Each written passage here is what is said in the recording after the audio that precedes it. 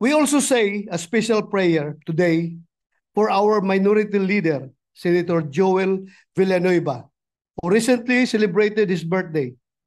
Bless him abundantly with wisdom, strength, and peace as he continues to serve with dedication and commitment. All this we ask in your holy name, in the name of the Father, of the Son, and of the Holy Spirit. Amen.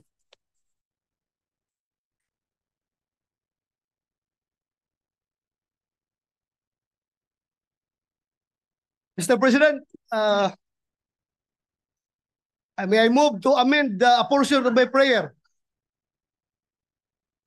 Instead of minority, it's a majority actually, Mr. President.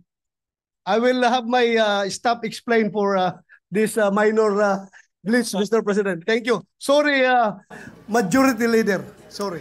Thank you, Senator Bato.